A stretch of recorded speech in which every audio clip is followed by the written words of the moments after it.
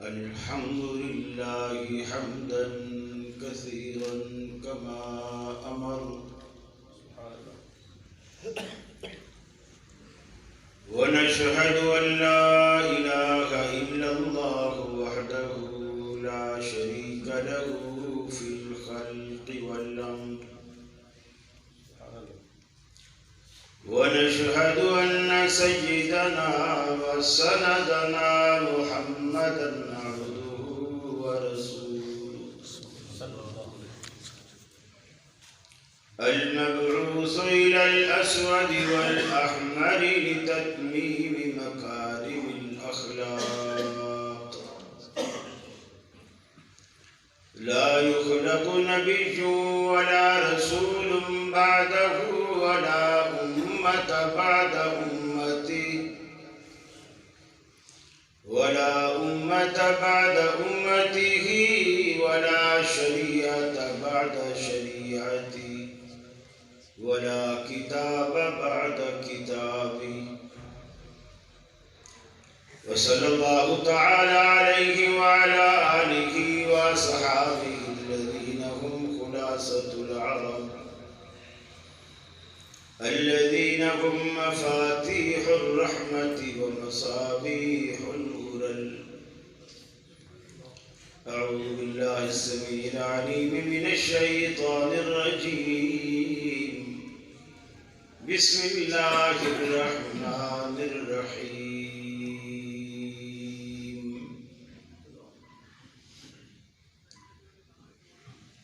لقد من الله على المؤمنين إذ بعث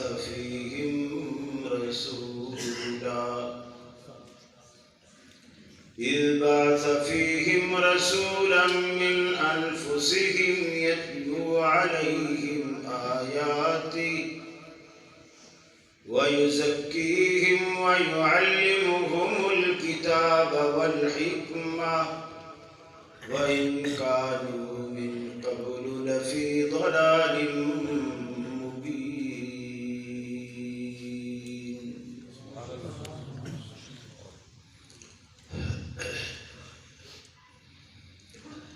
یہ مقصد ہے کہ دنیا سے جہالت دور ہو جائے، کلام اللہ سے مومن کا دل پر نور ہو جائے.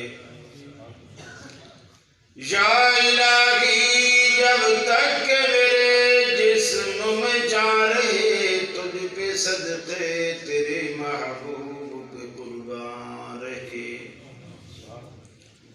میں رہوں یا نہ رہوں پر دل کی ہے یہ دعا، دین احمد اور عزت قرآن رہے. الہی ہم میں پھر وہ صدیق سا ایمان پیدا کر، عمر فاروق سا کوئی چلی انسان پیدا کر. رگے تحریک کٹ جائے دم عثمان پیدا کر. علی المرتضی شیر خدا کی آن پیدا کر. واجب الاحترام علماء کرام، صدر مجلس محترم مولانا علامہ عبدالرحمن شہید صاحب حفظہ اللہ،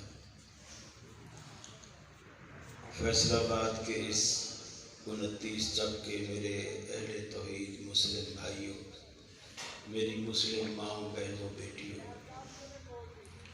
آج ہم تکمیل صحیح بخاری کی تقریب کے عنوان سے آپ کے علاقے میں جمع ہیں. اللہ سے دعا ہے اللہ رب العالمین مجھے حق کہنے کی، آپ کو حق سننے کی، ہم دونوں کو عمل کرنے کی توفیق عطا فرمائے. آمین. الحمدللہ اب زیادہ پنجاب کے دورے ہوتے ہیں. یہاں میں کچھ خرابیاں دیکھتا ہوں. آپ لوگ سر پہ لٹو ہوتے ہیں اور سر پہ سر دھلتے ہیں، الفاظ پہ بالکل بھی غور نہیں کرتے۔ پہلی بات تو یہ ہے، آپ نے مجھ سے پہلے کسی نوجوان لڑکے سے آپ نے ایک نظم سنی، اس میں قرآن مجید کے جو حروف مقطعات ہیں، ان مقطعات کے معنی رسول اکرم صلی اللہ علیہ وسلم کے وجود کے مختلف اعضاء وہ ترجمے کے طور پر لیے۔ مثلاً واللیل سے مراد حضور کی زلفیں، والفجر سے مراد چہرہ، یاسین سے مراد صحرا، طٰہٰ سے مراد تاج۔ یہ تفسیر کس نے کی؟ اللہ کے بندو، آپ پہلے حدیث ہو، بریلیوں سے باتیں سن سن کے آپ بھی تقریباً آدھے بریلوی ہوتے،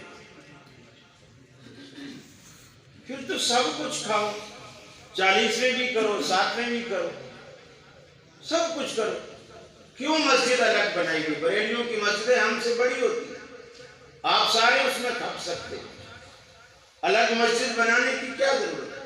صرف آمین اور رفع الیدین یقین مانی ہے ہمارے اندر رہ گئی ہے، باقی سب کچھ مٹ چکا ہے۔ ایک جگہ میں پنجاب میں گیا، وہاں ایک لڑکے نے نظم پڑھی، تو تم کراچی والوں کے آگے نظم پڑھواؤ ہی نہیں تاکہ برائیاں نکلیں ہی نہیں۔ اب وہ نظم کا مفہوم یہ تھا، پنجابی میں تھی وہ، کہ اگر تو میری بات مانے تو میں تو اس کا مفہوم بیان کروں، اگر تو میری بات مانے تو میں تمہیں ایک مشورہ دوں، ماں کے مرنے سے پہلے مر جائیں،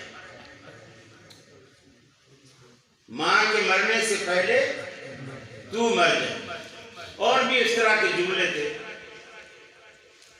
میں نے کہا بھائی یہ بتاؤ کہ ماں کا مرنا یا بیٹے کا مرنا یہ ان دونوں کے اپنے اختیار میں ہے؟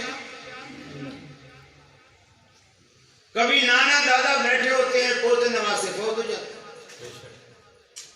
اور کبھی پوتے نواسے نانا دادا کے جنازے کو کندھا دیتے ہیں۔ یہ پورا نظام اللہ کے ہاتھ میں ہے۔ اچھا، اب یہ مشورہ دینا کہ اگر میری بات مانے تو ماں کے مرنے سے پہلے مر جائے، تو پہلے مر جائے، تو یعنی اب ماں مر نہیں رہی اور میں اس مشورے پہ عمل کر کے پہلے مرنا چاہتا ہوں، تو کیسے مروں گا؟ مجھے بتائیے، خودکشی کروں؟ تو آپ یہ دنیا کو نیک مشورہ دیں، خودکشی کرنے والے پر جنت بھی حرام۔ آپ اہل حدیث اسٹیج سے یہ مشورہ دے رہے ہیں کہ اپنے اوپر جنت حرام کرو۔ پھر دوسری بات، اگر ماں سے پہلے بیٹا مرے گا تو دکھ کسے ہوگا؟ ماں کو۔ اور اگر ماں پہلے مرے گی تو دکھ کسے ہوگا؟ بیٹے کو۔ بیٹے کو۔ گویا تو یہ مشورہ دے رہا ہے کہ وہ جوان بیٹا دکھی نہ ہو، بوڑھی ماں دکھی ہو، جس کا پہلے خاوند بھی فوت ہو چکا ہے، اب وہ بیوہ ہے، اسی بیٹے کے سہارے جی رہی تھی، اس نے بھی ناصر مدنی کا خطاب سن کر اس نے بھی خودکشی کر دی۔ اب اس بڑھیا کا بنے گا کیا؟ اللہ کے بندو، اہل حدیث بنو، صرف کہلواؤ نہیں، بنو۔ پھر بچے نے یہ بھی کہا، ربیع الاول کے مہینے میں جس میں آپ کی ولادت ہوئی اور جس دن میں آپ کی ولادت ہوئی، پورے سال میں یہ افضل ہے، پورے سال میں یہ افضل ہے۔ میں آپ سے پوچھتا ہوں، پورے سال میں 12 مہینے ہوتے ہیں، میں نے ابھی تک آپ کو نہیں بتایا، میں آپ سے پوچھتا ہوں کہ 12 مہینوں میں سب سے افضل مہینہ کون سا ہے؟ رمضان کا۔ تو میں نے تو نہیں پٹی پڑھائی نا آپ کو، تو جب آپ کو یہ پتا ہے تو آپ نے کیوں نہیں ٹوکا؟ یہ غلط بات اہل حدیث کے اسٹیج سے جائے اور آپ برداشت کریں، یہ سلفیت نہیں ہے، یہ سلفیت نہیں ہے۔ پھر 12 ربیع الاول وہ دن اسے افضل قرار دیا گیا۔ مجھے بتائیے دنوں کا سردار سب سے افضل دن کون سا ہے؟ جمعہ، اور وہ دن پیر کا ہے۔ 12 ربیع الاول جس کی فضیلت بتائی جا رہی ہے وہ پیر کا دن ہے۔ اب آپ خود کہہ رہے ہیں کہ جمعہ۔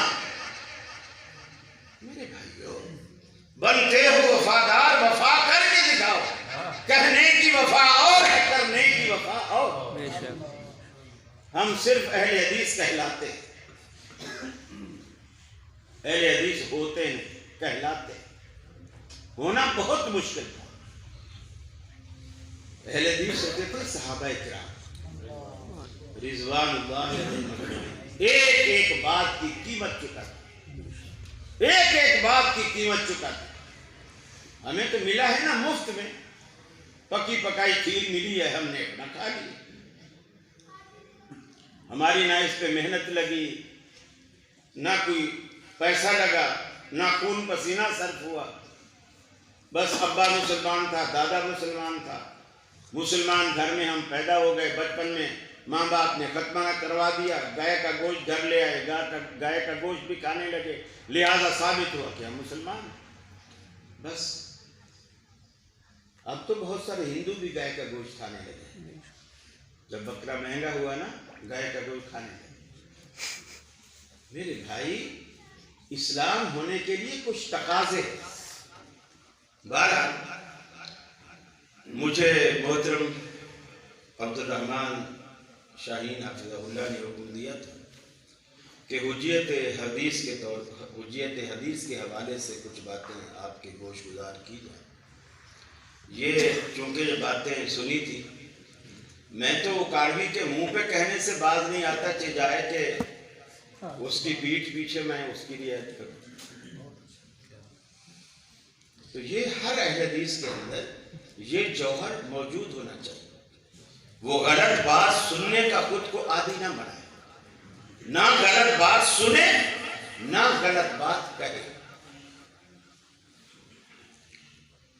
فرمایا لقد من اللہ علی المؤمنین اذ بعث فیہم رسولا۔ اللہ رب العالمین نے مومنین پر احسان عظیم فرمایا کہ اللہ رب العالمین نے انہی میں سے اپنا رسول، اپنا نمائندہ بنا کے بھیجا۔ یتلو علیہم آیاتہ، یہ اللہ رب العالمین نے اپنے پیغمبر کی ذمہ داریاں بتلائیں۔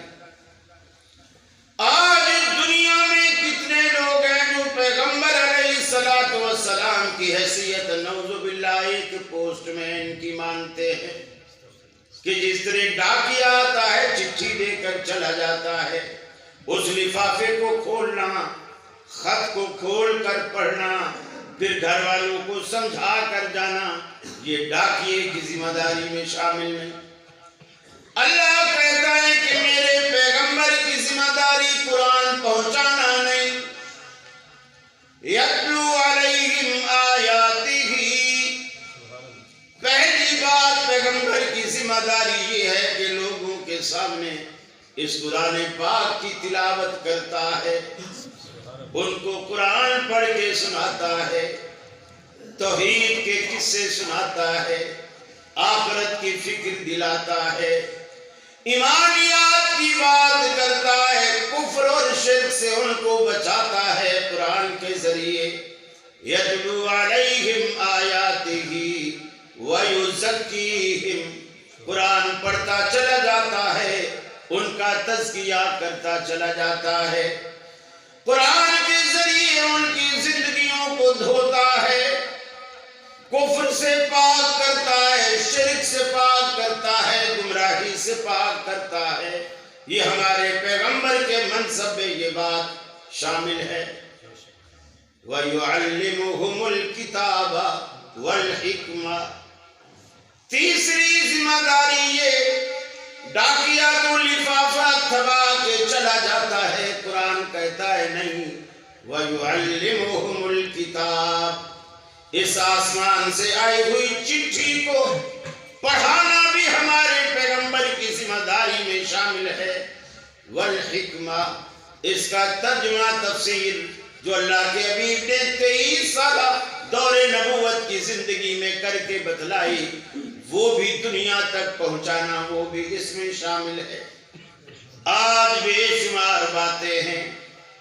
اللہ نے قرآن پاک میں فرمایا وَإِن كَانُوا مِن قَبْلُ لَفِي ضَلَالٍ مُبِينٍ، ہمارے پیغمبر کے آنے سے پہلے، ہمارے پیغمبر کے سمجھانے سے پہلے، ہمارے پیغمبر کے سکھانے سے پہلے تم تو کھلی گمراہی میں تھے۔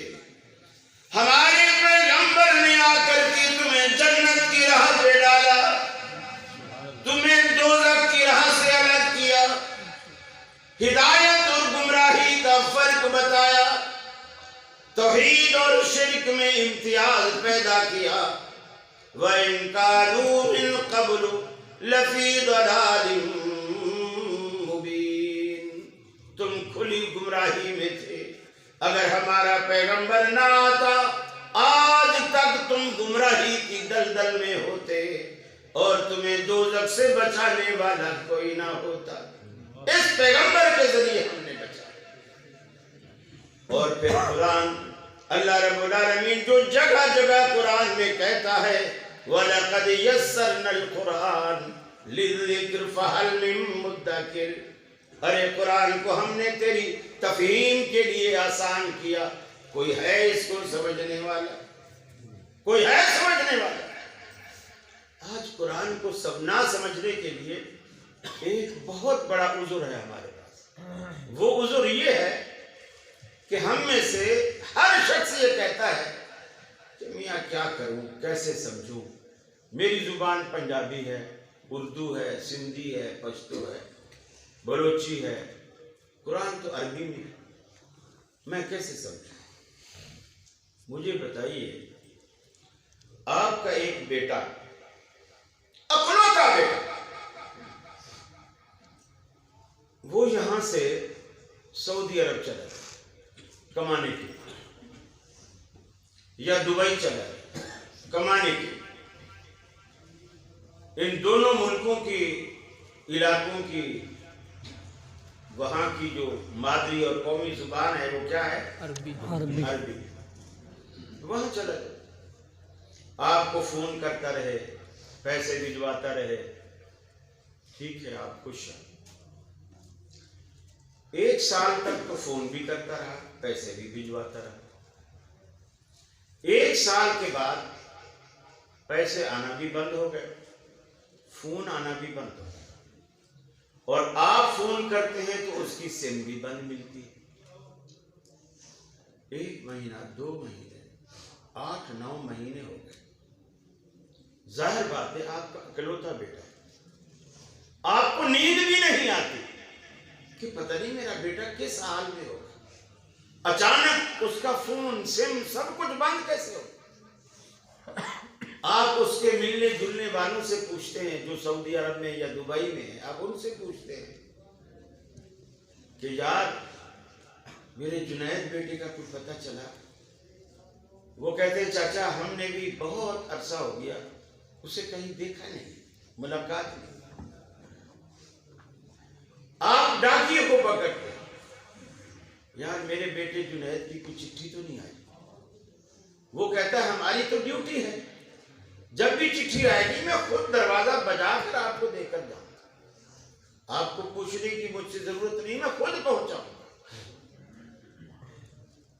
آخر ایک دن دوپہر کا وقت تھا، گھر میں 2 میاں بیوی ہیں، بیٹا وہی اکلوتا تھا، وہ چلا گیا۔ بیوی نے کھانا بنایا، دسترخوان پہ لگایا، جنید کا ابا بھی بیٹھ گیا، اماں بھی بیٹھ گئی۔ ابھی کھانا شروع کیا ہی تھا، پہلا نوالا توڑا تھا، باہر دروازے پر دستک ہوئی اور یہ پوسٹ مین کی آواز تھی کہ جنید کے ابا جس چٹھی کا تمہیں انتظار تھا وہ چٹھی آ گئی، یہ 8-9 مہینے بعد یہ چٹھی آئی ہے۔ اب ایمانداری سے بتائیے آپ اندر سے کیا جواب دیں گے کہ بھائی ابھی ہم کھانا کھانا شروع کر رہے ہیں، کھانا کھا لیں پھر ہم لیں گے، تھوڑا انتظار کرو، آپ ایسا بولیں گے؟ نہیں، کھانا تو آپ کے حلق سے نیچے نہیں اترے گا، پہلے جاننے کی کوشش کریں گے، آگے بھاگے جائیں گے، دروازہ کھولیں گے، چٹھی لے کر آئیں گے۔ چٹھی جب اندر لائے، ابھی کھانا ٹھنڈا ہو رہا، آپ کو اس کی پرواہ نہیں، آپ سب سے پہلے لفافہ پھاڑتے، اندر سے خط نکالتے۔ جب خط کھولا تو بچہ چونکہ ایک عرصے سے سعودیہ میں تھا، یا اس نے خود لکھا یا کسی سے لکھوایا، وہ خط عربی میں تھا، حالانکہ اس کو پتا ہے کہ میرا ابا عربی نہیں جانتا، پنجابی کے سوا کوئی زبان اسے آتی نہیں، پھر بھی اس نے خط عربی میں لکھوا کے بھیجا۔ اب ایمانداری سے بتائیے، آپ نے کھولا، سوائے السلام علیکم ورحمۃ اللہ کے اور کوئی بھی بات آپ کو سمجھ ہی نہیں آئی اس کے اندر۔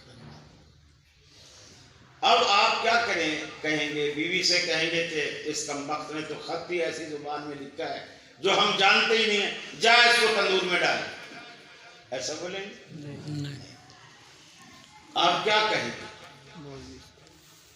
کیا کہیں گے؟ مولوی کو لا چلو، آپ ڈھونڈیں گے کوئی بھی ادھر عربی ٹیچر ہو، عالم ہو جو عربی جانتا ہو، حفاظ المدینہ یونیورسٹی ہو، آپ بیگم سے کہیں گے بیگم بس تو کھانا کھا لے، میں یہ خط پڑھوا کے آتا ہوں، میں یہ خط پڑھوا کے آتا ہوں۔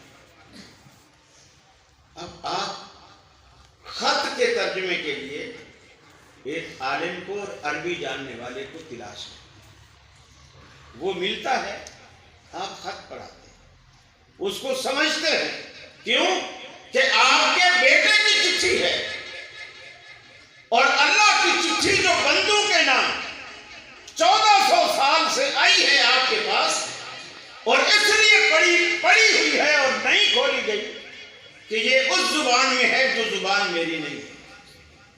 بیٹے کی چٹھی بھی تو اس زبان میں تھی جو زبان آپ کی نہیں ہے، اس کے لیے بھی تو آپ نے جتن کیا۔ فرق صرف یہ ہے وہ آپ کا بیٹا تھا اور رب سے آپ کا کیا رشتہ ہے۔ وہ بیٹا تھا اس لیے ہم ترجمے کراتے پھر رہے ہیں، اور یہ قرآن تو اللہ کی طرف سے آیا ہے، اللہ سے ہمارا کیا رشتہ ہے۔ میرے بھائیو، تھوڑا درد پیدا کرو، اپنے درد پیدا کرو، سلفیت کا درد پیدا کرو، اللہ سے رشتہ اور تعلق جوڑو۔ اور یہ قرآن اتنی عظیم کتاب، اتنی عظیم کتاب ہے، اللہ نے اس کو سمجھنے کے لیے نبی کریم صلی اللہ علیہ وسلم کی زندگی کے ساتھ آپ کے اقوال و فرامین، آپ کے افعال، اس کے ساتھ اسے جوڑ دیا۔ گویا قرآن مجید ایک ایسا پرندہ ہے جس کے پر حدیث، جس کے پر حدیث بہت ساری باتیں ہیں۔ آج یار لوگ ہم پہ اعتراض کرتے ہیں جب ہم کہتے ہیں نا سورہ فاتحہ کے بغیر نماز نہیں ہوتی، کہ حدیث میں آیا ہے لا صلاۃ لمن لم یقرأ بہا، جو اس فاتحہ کو نہیں پڑھتا اس کی نماز نہیں ہوتی۔ کہتے ہیں قرآن میں تو آیا وَإِذَا قُرِئَ الْقُرْآنُ فَاسْتَمِعُوا لَهُ، جب قرآن پڑھا جائے تو تم کان لگا کر، توجہ لگا کر اس کو سنو۔ تو وہ آیت حدیث کے خلاف ہے، اب ہم قرآن کو تھوڑی چھوڑیں گے، کون کہہ رہا ہے قرآن کے چھوڑنے؟ لیکن جو مطلب اللہ کے رسول نے لیا اس آیت کا، اس قرآن کا، آپ اس سے زیادہ اچھا اور صحیح مفہوم تو نہیں لے سکتے نا. نبی مکرم نے اس آیت کے ہوتے ہوئے فرمایا جو شخص سورہ فاتحہ نہیں پڑھتا اس کی نماز نہیں. ترمذی شریف میں فرمایا فہیہ خداج فہیہ خداج فہیہ خداج غیر تمام. اس کی نماز ایسے ہے جیسے اونٹنی نے کچا بچہ گرایا وقت سے پہلے. کچا بچہ جس کا بچنا بھی ممکن نہیں, وہ یعنی بیکار. حمل وقت سے پہلے گر گیا بیکار, اور وہ نامکمل ہے, وہ بچہ بھی ناقص ہوتا ہے. ٹانگیں جڑی ابھی نہیں بنی, ہاتھ تھوڑے تھوڑے بنے ہوئے, انگلیاں نہیں بنی, ٹانگ تھوڑی بنی ہوئی ہے, پاؤں نہیں بنے, ادھورا بچہ, ناقص بچہ, وہ کس کام کا؟ یہ اس نماز کا حال ہے جس نماز میں فاتحہ نہ. اب وہ کہتے جی قرآن میں ہے تو لہذا قرآن اول ہے, حدیث بعد میں ہے. دیکھیے یہ بھی ان لوگوں نے ایک فتنہ ڈالا ہے کہ پہلے قرآن پھر حدیث. اللہ کی قسم شریعت نے کہیں بھی کبھی بھی یہ فارمولہ نہیں دیا کہ پہلے قرآن پھر حدیث. حجت کے مسئلے میں, استنباط کے مسئلے میں, دلیل کے مسئلے میں قرآن اور سنت میں کوئی فرق نہیں, کوئی فرق نہیں. اور قرآن اور سنت میں جو کتابوں کا فرق ہے وہ یہ ہے کہ قرآن میں الفاظ بھی اللہ کے ہیں اور بات بھی اللہ کی ہے. الفاظ بھی اللہ کے, بات بھی اللہ کی. حدیث میں بات اللہ کی ہے, الفاظ کی تزئین و آرائش رسول اللہ صلی اللہ علیہ وسلم. آپ نے اللہ کی بات کو اپنے الفاظ میں بیان کیا, وہ حدیث ہے. اور اللہ کی بات کو اللہ کے الفاظ میں بیان کیا, وہ قرآن مجید. اس کو وحی مطلوبی کہتے ہیں اور حدیث کو وحی غیر مطلوبی کہتے ہیں. قرآن کو وحی جلی بھی کہتے ہیں, حدیث کو وحی خفی بھی کہتے ہیں. لیکن حجت کے اعتبار سے فرق نہیں.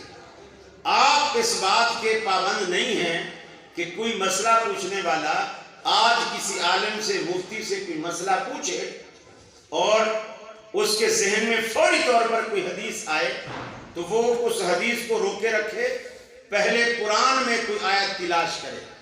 اللہ نے اس بات کا پابند نہیں کیا کہ پہلے وہ قرآن میں ڈھونڈے, قرآن میں نہ ملے تو پھر حدیث میں دیکھے. یہ مقلدین نے یہ تفکر, یہ فقاہت ان کی, اسلام کی یہ فقاہت نہیں کہ رکو حدیث پہلے بیان نہ کرے. امام ابو ثور رحمۃ اللہ علیہ بہت بڑے جلیل القدر امام ہیں. ان کے دور میں ایک خاتون فوت ہوئی علاقے میں, بستی میں, اور پوری بستی میں ایک ہی عورت تھی جو خواتین فوت ہوتی تھی تو ان کو غسل دیتی تھی. عورتیں ایک تو ویسے کمزور دل کی ہوتی, ڈرتی بہت ہے. میت کے گھر میں اکثر عورتیں جاتی نہیں کہ اسرائیل بھی وہیں کہیں آس پاس ہو, پھر میرے کو دیکھ لے گا, پھر آج اس کو دفن کریں گے, دوسرے دن میرے گھر آ جائے.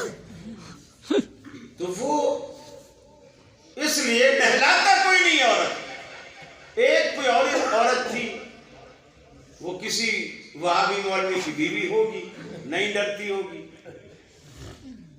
اتفاق سے جب اس کے پاس محلے والے گئے کہ فلاں گھر میں فلاں کی بیوی فوت ہوئی ہے تو آپ آ کے غسل دیں. اس نے کہا غسل تو میں دے دوں گی, پہلے مجھے مسئلہ بتاؤ کہ میں ان دنوں اپنے ایام مخصوص سے یعنی حالت حیض میں گزر رہی ہوں تو میں تو ناپاک ہوں. غسل تو اس لیے دیا جاتا ہے تاکہ میت کو پاک کیا جائے, تو میں ناپاک ہاتھوں سے اسے کیسے دھلا سکتی ہوں؟ پہلے یہ مسئلہ علماء سے پوچھ کر بتاؤ کہ میں غسل دے سکتی ہوں یا نہیں. اگر دے سکتی ہوں تو میں آ جاتی ہوں, اگر نہیں دے سکتی تو پھر کسی اور کا انتظام کرو. مختلف علماء سے پوچھے، کچھ سے پوچھے وہ کہے دے سکتی ہے، وہ پوچھے دلیل، وہ کہیں دلیل تو پتہ نہیں ہے، بس ہمارا دل کہتا دے سکتی ہے، کچھ پوچھے نہیں دے سکتی، وہ پوچھے دلیل، بولے دیکھو یہ ناپاکی کی حالت ہے، نماز روزہ یہ بھی نہیں کر سکتی تو غسل کیسے دے گی، لہذا نہیں کر سکتی، دلیل کسی کے پاس ہے۔ اب یہ بھی دیکھیے اللہ تعالیٰ نے یہ ذوق اور یہ شوق بھی اہل حدیث کو عطا کیا ہے کہ وہ پوچھتے ہیں اس بات کی دلیل کیا ہے۔ اصحاب الرائے کہ ہاں یہ مسئلہ ہی نہیں ہے، کسی کو جرأت ہی نہیں ہوتی کہ عالم سے کوئی شاگرد کوئی جا کر کے دلیل پوچھے، وہ پوچھے کہ الو کا پٹا میں تیرا استاد ہوں، میں نے جو کہہ دیا جائز ہے یہی دلیل ہے کہ مجھ سے اور دلیل مانگتے، بھئی وہ دلیل عالم سے نہیں مانگے گا تو کیا جاہل سے مانگے گا؟ وہ پوچھے گا۔ یہ حدیث کا مثال، بچہ پوچھتا ہے، اللہ کی پناہ اگر مولوی صاحب مصلی پہ بیٹھے بیٹھے نمازیوں کی طرف رخ کر کے ہاتھ اٹھا کے دعا مانگ لے توبہ، اس کو تو محلہ ہی چھوڑنا پڑ جائے، اتنے مفتی آ جائیں گے۔ اللہ کے نبی نے دعا مانگی تھی، آپ نے ہاتھ اٹھائے تھے، آپ نے چہرے پہ ہاتھ پھیرے تھے، ایک کو میں نے کہا جی اجتماعی دعا ممبر پہ اللہ کے رسول نے تو ممبر پہ مانگی تھی نا، آپ تو مصلی پہ مانگے، اللہ کے رسول نے تو ممبر پہ مانگی تو آپ بھی پھر ممبر پہ چڑھ کے مانگو نا، آپ مصلی پہ کیوں مانگے؟ عجیب، کچھ ہم حد سے بھی آگے نکلتے، ایسی بحث کرتے کرتے ظہر کا وقت میت گھر میں پڑی گئی، غسل دینے والا کوئی نہیں، امام ابو ثور رحمۃ اللہ علیہ ظہر کی نماز پڑھانے کے لیے مسجد میں آئے تو وہ ابھی مسجد کا مسئلہ ہوا ہے، دن کے 9-10 بجے سے عورت فوت ہوئی ہے، ابھی تک اس کا جنازہ پڑا ہوا ہے، غسل دینے والا کوئی نہیں، جو غسل دیتی ہے وہ حالت حیض میں ہے، اور کچھ مولوی کہتے ہیں غسل دے دو، کچھ کہتے ہیں نہیں دو، ہم نے دلیل پوچھی تو وہ کوئی کہتا ہے دلیل تو نہیں ہے میرے پاس، لیکن یہی دل کہتا ہے کہ دے سکتے ہو، یہی دل کہتا ہے کہ نہیں دے سکتے۔ امام ابو ثور رحمۃ اللہ علیہ فرمایا دے سکتے۔ اب انہوں نے ان سے بھی پوچھا کہ کیا دلیل دے سکنے کی، کیا دلیل؟ انہوں نے کہا دلیل سیدہ عائشہ صدیقہ رضی اللہ تعالیٰ عنہ کی وہ روایت ہے کہ اللہ کے حبیب صلی اللہ علیہ وسلم وضو کر کے تشریف لائے، جس جگہ آپ کھڑے تھے اس جگہ سے جائے نماز کچھ فاصلے پر رکھی ہوئی تھی، اور حضرت عائشہ ادھر کھڑی ہوئی تھی جدھر جائے نماز رکھی ہوئی۔ آپ نے عائشہ سے فرمایا کہ یہ جو جائے نماز ہے یہ مجھے اٹھا کر دو تاکہ میں نماز پڑھوں۔ تو حضرت عائشہ نے کہا یا رسول اللہ میں تو حالت حیض میں ہوں، گویا میرے تو ناپاک ہاتھ ہے، جائے نماز تو پاک چیز ہوتی ہے، پاک کپڑا ہے، اس پہ آپ ذکر کریں گے، اللہ کی عبادت کریں گے، اللہ کو سجدہ کریں گے۔ نبی رحمت صلی اللہ علیہ وسلم نے فرمایا عائشہ ان حیضتک لیست فی یدک، حیض کہ تیرے ہاتھوں میں نہیں لگا ہوا، اٹھا کے دے۔ حضرت عائشہ نے جائے نماز اٹھائی، رسول اللہ صلی اللہ علیہ وسلم کو پیش کی۔ اب امام ابو ثور کے ذہن میں قرآن کی آیت نہیں آئی، سوال کرتے ہی سب سے پہلے حدیث آئی، اور انہوں نے اسی بیس پر فتویٰ دے دی۔ دلیل میں، حجت میں قرآن اور حدیث میں کوئی فرق نہیں، پہلے پیچھے کی بات مقلدین نے گھڑی ہے، پہلے پیچھے کی کوئی قید نہیں۔ اب آپ دیکھو آپ کے گھروں میں جو عورتیں ہوتی ہیں اس پیریڈ سے وہ بھی گزرتی ہیں، کیا وہ ان ہاتھوں میں ان دنوں میں آٹا نہیں گھومتی؟ گھومتی ہے نا، وہ یہ تو نہیں کہتی مولوی صاحب آج آپ خود گوندھو، میں تو حیض کی حالت، خود گھومتی ہے نا، روٹی بھی خود پکاتی، پھر کھاتی بھی اپنے ہاتھوں سے، محبت زیادہ ہو تو مولوی صاحب کے منہ میں بھی نوالا دے دے، یہ ایسا ہوتا ہے۔ اللہ کے حبیب نے فرمایا اگر کوئی شخص محبت سے اپنی بیوی کے منہ میں بھی نوالا دیتا ہے تو وہ بھی صدقہ ہے۔ کبھی کبھی یہ صدقے بھی کیا کرو مولویوں، یہ صدقے بھی کیا کرو، اس پہ بھی ثواب ملتا ہے۔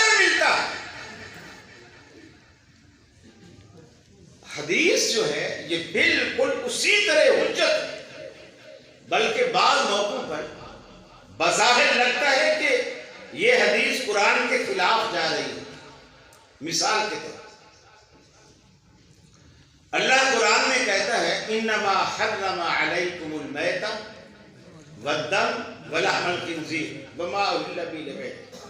یہ جو پہلا میتہ ہے، مردار اس کو کہتے ہیں جو جانور بھلے حلال ہو، بکری ہے، بھیڑ ہے، مرغی ہے، دمبا ہے، چترا ہے، گائے ہے، بیل ہے، بھینس ہے، اونٹنی ہے، کوئی بھی حلال جانور ہو، لیکن آپ اس پہ تکبیر نہ پڑھے، تکبیر پڑھے بغیر وہ مر جائے، چاہے ٹرک کی ٹکر سے مرے، چھت سے گر کر مرے، رسا گلے میں گھٹ کر مرے، آپس میں لڑے اور کوئی غلط جگہ پہ سینگ لگ جائے تو مرے، بیمار ہو کر مرے، آپ ذبح نہ کریں، وہ مر جائے بغیر تکبیر پڑھے، وہ حرام ہے۔ یہ بات آپ کی سمجھ میں آ رہی؟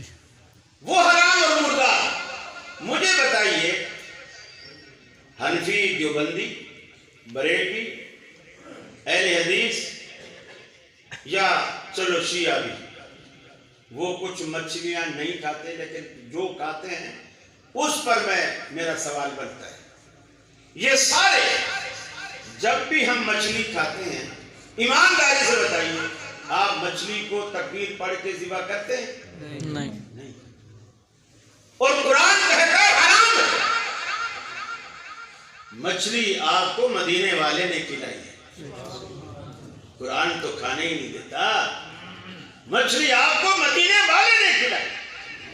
نبی مکرم صلی اللہ علیہ وسلم نے فرمایا دو موتیں اللہ کے رسول نے انہیں مردار کہہ کر، نام لے کر کہا، یہ اللہ نے تم پر حرام کیے ہیں، حلال کیے ہیں، ایک مچھلی اور ایک ٹڈی، جسے اردو میں جو ٹڈی کہتے ہیں، آپ کے یہاں پتہ نہیں کیا کہتے ہیں، مکڑی۔ مکڑی ہم کہتے ہیں وہ جو جالا والی ہوتی ہے، وہ نہیں، یہ وہ مکڑی جو فصل تباہ کرتی ہے۔ جھنڈ کے جھنڈ آتے ہیں، فصلیں، درختوں کے پتے سب کھا جاتے ہیں، اس سے بھی تکبیر نہیں پڑھنی پڑتی۔ پکڑو، سر پکڑ کے ادھر پھینکو، آگ پہ سینکو، نمک ڈالو اور کھا جاؤ۔ بہترین ذائقہ ہوتا ہے، کھمبی کی طرح، کچھ کھمبی کی طرح۔ اب دونوں چیزیں بغیر تکبیر، قرآن کہتا ہے حرام ہے، اللہ کا رسول کہتا ہے یہ حلال ہے۔ آگے ہے والدم، خون۔ جب آپ ذبح کرتے ہیں کسی جانور کو تو ذبح کے وقت جو اس کا خون نکلتا ہے، بہتا ہے، نکل کے عرب دور جاہلیت میں ذبح کرتے وقت اس کا جو خون نکلتا تھا اس کو برتن میں لے کر گرم گرم پی جاتے، کہتے تھے اس سے بڑی طاقت آتی ہے، بندہ پہلوان بنتا ہے، پی جاتے تھے۔ قرآن نے آ کر اسے حرام کیا اس خون کو۔ ہاں البتہ جب ذبح کے بعد خون بہتے بہتے بہتے جانور ٹھنڈا ہو جائے اور خون بہنا بند ہو جائے، پھر اس کے گوشت کے اندر جو خون جم گیا ہے وہ آپ بغیر دھوئے بھی اگر گوشت پکائیں گے تو وہ حلال، لیکن جو خون بہا ہے وہ آپ پر ٹوٹلی حرام ہے، آپ اس کو استعمال نہیں کر سکتے۔ اب اللہ کے حبیب نے فرمایا تلی اور کلیجی، آپ نے فرمایا دونوں جمے ہوئے خون ہیں اور اللہ نے تم پر حرام کیا۔ قرآن کہتا ہے خون حرام ہے اور کوئی تخصیص نہیں کی کہ کون سے والا حرام ہے، کون سے والا حلال۔ نبی مکرم نے تخصیص کی کہ اس حرام میں کلیجی اور تلی کا جمع ہوا خون شامل نہیں، یہ حلال۔ پھر قرآن مجید نے جہاں محرم رشتے بیان کیے کہ بہن حرام ہے، حرمت علیکم امہاتکم وبناتکم واخواتکم وعماتکم وخالات، یہ چوتھے پارے کا بالکل آخر ہے۔ یہ حرمت والے جو رشتے بیان کیے قرآن نے، اس میں ایک یہ بھی ہے لا تجمعوا بین الاختین، کسی ایک بندے کے نکاح میں دو بہنیں جمع نہیں ہو سکتی۔ قرآن نے کہا کسی ایک بندے کے نکاح میں دو بہنیں جمع نہیں ہو سکتی، یعنی ایک شخص اپنی بیوی سے شادی کر کے اور اس بیوی کی بہن یعنی سالی سے شادی نہیں کر سکتا اس کے ہوتے ہوئے۔ ہاں وہ مر جائے یا اسے طلاق دے دے، پھر اگر اس کے ماں باپ راضی ہیں اس کی بہن دینے کو تو دے دے، لیکن پہلی بہن کے ہوتے ہوئے دوسری بہن سے شادی نہیں کر سکتا۔ قرآن نے کہا دو بہنیں جمع نہیں کر سکتی۔ نبی مکرم صلی اللہ علیہ وسلم نے فرمایا دو بہنیں بھی جمع نہیں کر سکتا، اس بیوی کی بھتیجی کو بھی جمع نہیں کر سکتا، اس بیوی کی بھانجی کو بھی جمع نہیں کر سکتا۔ یہ جو دو اضافی رشتے نبی مکرم نے بیان کیے قرآن میں نہیں۔ پھر جس چیز کو مقلدین نے حلالہ بنایا، قرآن کہتا ہے جب کسی عورت کو الگ الگ موقعوں کی 3 طلاقیں ہو جائیں، حنفی کہتے ہیں الگ الگ موقع کی ضرورت نہیں، بس لفظ جب 3 پورے ہو جائیں، حالانکہ قرآن کے صریح ہے الطلاق مرتان، 2 موقع ہیں جس کے بعد بیوی حلال رہتی ہے۔ مرہ کہتے ہیں مرتن بعد مرتن، یہ مرتان ہے، ایک کے بعد وقفہ ہوگا پھر دوسری ہوگی۔ 2 سجدے کیسے ہوں گے؟ فرض کیا ایک سجدہ 3 منٹ کا ایک بندے نے کیا، پھر دوسرا سجدہ بھی اس نے 3 منٹ کا کیا، بیچ میں 3 منٹ کا اس نے گیپ کیا، دونوں سجدے ملا کے کتنے منٹ کا سجدہ ہو گیا؟ 6 منٹ۔ ایک دوسرا بندہ سجدہ کرتا ہے اور 6 منٹ کا سجدہ کرتا ہے، بیچ میں اٹھتا نہیں، یہ کتنے سجدے؟ ایک۔ اب 2 کیوں نہیں ہیں؟ حالانکہ اس نے 6 منٹ لگائے۔ 2 اس لیے نہیں ہیں کہ پہلا جو جھکنے لگا ہے سجدہ کیا ہے اس نے وہ تسلسل ہے، اس میں گیپ نہیں، وقفہ نہیں، وقفہ کریں گے تو دوسرا ہے۔ جیو ٹی وی پر پروگرام تھا، کئی سال پرانی بات ہے، اور اتفاق سے 2 سال مفتی عبدالقوی نے بھی، آپ کے ملتان والے جو ہیں وعلیکم السلام، اس نے بھی پروگرام کیا۔ تو جب میں نے یہ بات بیان کی تو کہنے لگا جی ڈاکٹر صاحب، یعنی عامر لیاقت صاحب سے کہنے لگا ڈاکٹر صاحب یہ کیسے ممکن ہے؟ اگر کوئی 1 تھپڑ مارے گا تو 1 گنا جائے گا، 2 مارے گا تو 2 گنے جائیں گے، 3 مارے گا تو 3 گنے جائیں گے، یہ کیسا ہوگا 3 تھپڑ مارے گنے 1؟ یہ تو نہیں ہو سکتا۔ میں نے کہا ڈاکٹر صاحب مجھے یہ بتائیے، ان سے پوچھو جب یہ نکاح پڑھاتے ہیں کتنی دفعہ پوچھتے ہیں؟ ہم تو ایک ہی دفعہ میں کام چلا لیتے ہیں، یہ کتنی دفعہ پوچھتے ہیں؟ 3 دفعہ۔ میں نے کہا 3 دفعہ پوچھا، اس سے پوچھو نکاح 1 ہوا کہ 3 ہوا؟ نکاح تو ایک ہی بات تو بات ہے بھلا۔ اب نبی کریم صلی اللہ علیہ وسلم نے جس عورت کو 3 الگ الگ مجلسوں میں طلاق دی اس کو حرام قرار دی۔ اب قرآن کہتا ہے حتیٰ تنکح زوجا غیرہ، جب تک کہ دوسرے خاوند سے نکاح نہ کرے۔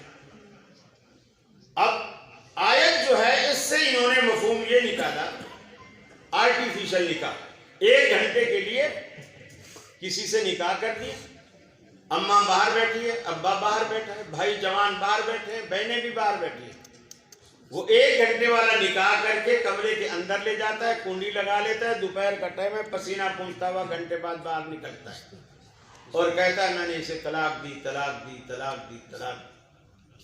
کراچی کے اندر ایک پٹھان اسی بات پر اہل حدیث ہوا، اس نے باپ سے، جب وہ اندر ہے اور اس نے باپ سے پوچھا ابا یہ بتاؤ کہ کیا یہ اسلام ہے؟ ہم سارے باہر بیٹھے ہوئے ہیں اور ہمارے سامنے وہ ہماری بہن کو اندر لے کے گئے، وہ کہہ رہا بیٹا نکاح ہوا ہے، حلال ہو رہی ہے، نکاح ہوا ہے۔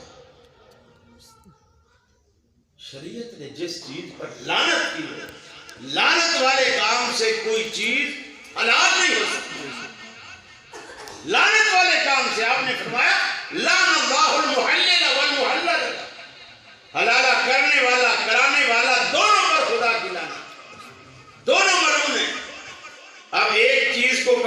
کو پلیدی لگی ہو اسے پیشاب سے دھوئیں یہ پاک ہو جائے گا؟ نہیں لعنت والا کام کسی ناجائز چیز کو جائز کر ہی نہیں سکتا۔ اب جو بات میں سمجھانا چاہتا ہوں، یہ حتیٰ تن کی حسودن گیا، قرآن کہتا ہے پہلے خامد کے لیے حلال ہونے کا طریقہ یہ ہے کہ اس عورت کا نکاح دوسرے سے کر دیا جائے۔ کیا کر دیا جائے؟ نکاح۔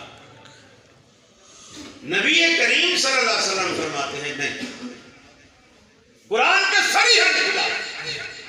نبی کریم صلی اللہ علیہ وسلم فرماتے ہیں نہیں، پہلے خامد کے لیے حلال ہونے کے لیے صرف نکاح ہونا کافی نہیں ہے، ہم بستر ہونا بھی شرط ہے۔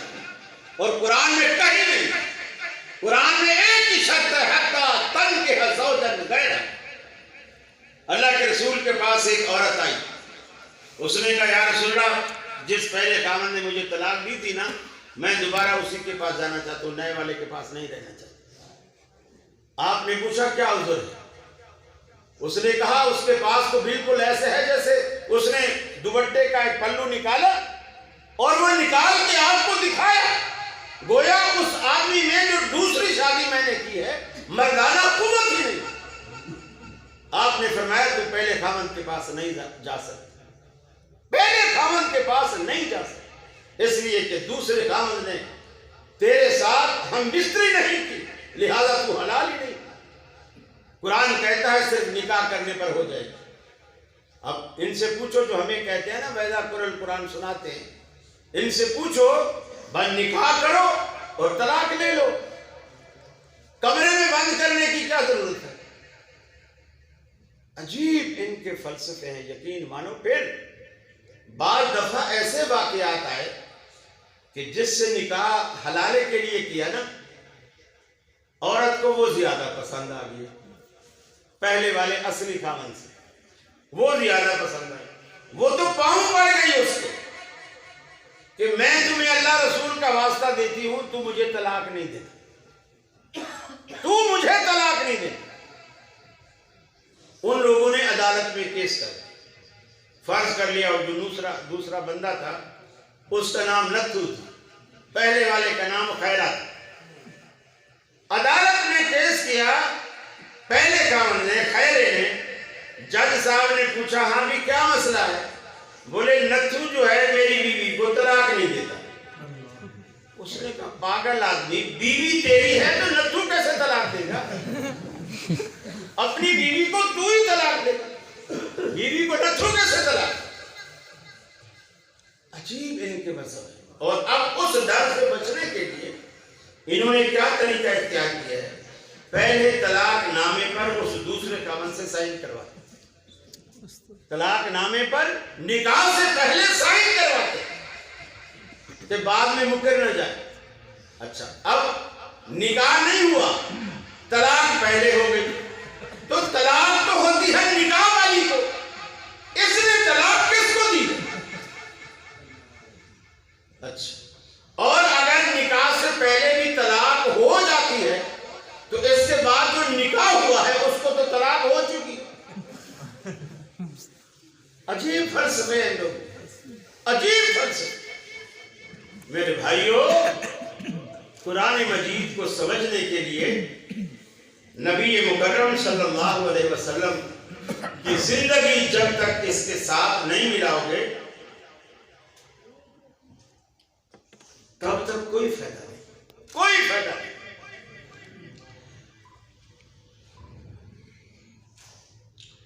فرمایا قل ان کنتم تحبون اللہ فاتبعونی یحببکم اللہ۔ اے حبیب، میرے ان بندوں سے کہہ دیجئے اگر تم اللہ سے یارانہ قائم کرنا چاہتے ہو، اللہ سے رشتہ جوڑنا چاہتے ہو، اللہ سے دوستی اور محبت قائم کرنا چاہتے ہو، اس کا ایک ہی طریقہ ہے فَاتَّبِعُونِي يُحْبِبْكُمُ اللَّهُ۔ میں محمد عربی صلی اللہ علیہ وسلم کر، قائد مان کر، رہبر مان کر مجھے آگے کر لو، خود میرے پیچھے نقش پا پر چلتے چلے آؤ، یحببکم اللہ، اللہ رب العالمین تمہیں اپنا دوست بنا لے گا، تمہیں جو تمہارا مقصود ہے وہ مل جائے گا میرے نقش قدم پر چلنے سے۔ آج دنیا میں ہم دیکھتے ہیں کوئی ناک پہ ہاتھ باندھے کھڑا ہے، کوئی سینے پہ ہاتھ باندھے کھڑا ہے، کوئی سرے سے چھوڑے کھڑا ہے، آپ ان سے پوچھو تو ایسا کیوں کرتا ہے؟ آپ جس کسی بھی پوچھو گے تو وہ جواب دے گا اللہ کو راضی کرنے کے لیے، ہاتھ چھوڑے ہیں تو رب کو راضی کرنے کے لیے، پیٹ پہ باندھے ہیں تو رب کو راضی کرنے کے لیے، سینے پر باندھے ہیں تو رب کو راضی کرنے کے لیے۔ پوچھو تو رفع الیدین کیوں نہیں کرتا؟ اللہ کو راضی کرنے کے لیے۔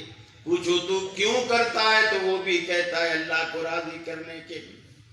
اونچی آمین والا بھی رب کو راضی کرنا چاہتا ہے، دل میں کہنے والا بھی رب کو راضی کرنا چاہتا ہے، امام کے پیچھے فاتحہ پڑھنے والا بھی رب کو راضی کرنا چاہتا ہے، نہ پڑھنے والا بھی رب کو راضی کرنا چاہتا ہے، 20 تراویح والا بھی رب کو راضی کرنا چاہتا ہے، 8 تراویح والا بھی رب کو راضی کرنا چاہتا ہے۔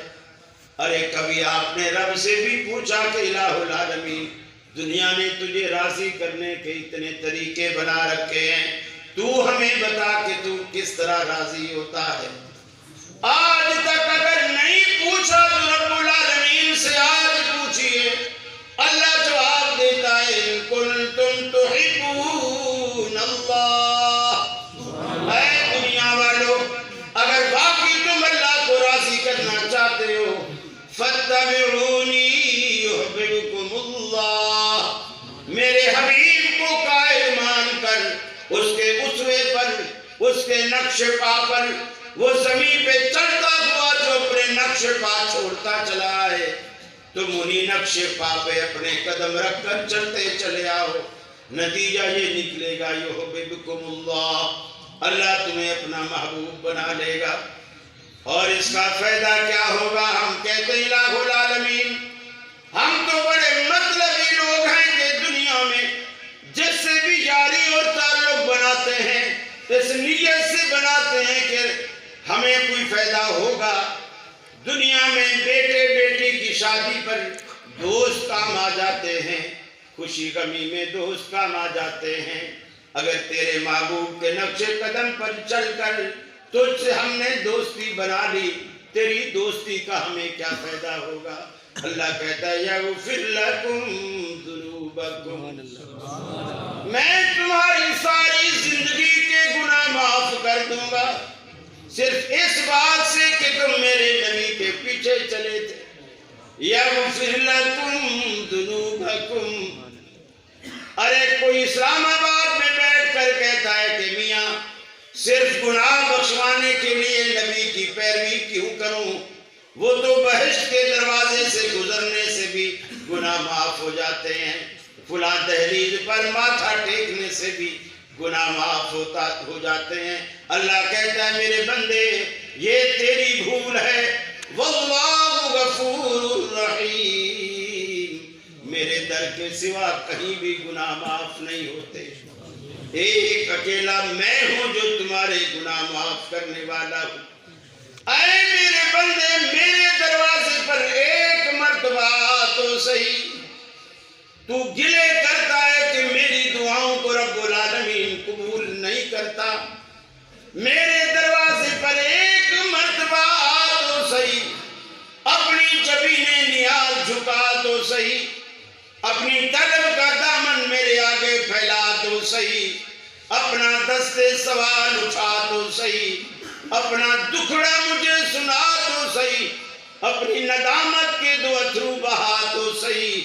اے میرے بندے میرے لطف و کرم کو آزما تو صحیح، تیرے آنے میں دیر ہو سکتی ہے، میرے راضی ہونے میں ہرگز دیر نہ ہوگی۔ فرمایا قال ربکم ادعونی استجب لکم، تمہارا رب، تمہارا داتا، تمہارا پالنہار تمہیں کہتا ہے مجھے پکارو، میں تمہاری دعاؤں کو قبول کرتا ہوں۔ مجھے پکار کے تو دیکھو، فرمایا زمین سے لے کر آسمان تک ساری کی ساری فضا کو گناہوں سے بھر کر کے لے آؤ اور میرے دروازے پر آؤ، ایک مرتبہ زبان سے بولو اللہم اغفر لی، اے اللہ مجھے بخش دے، اب تک میں بھولا رہا۔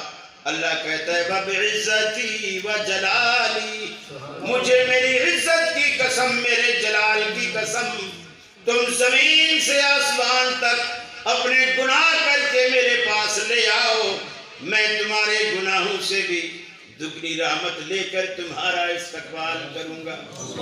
آپ ہم اہل حدیثوں کی ایک ہی دعوت ہے، عبادت اللہ رب العالمین کی کرو اور طریقہ محمد رسول اللہ صلی اللہ علیہ وسلم کا اختیار کرو۔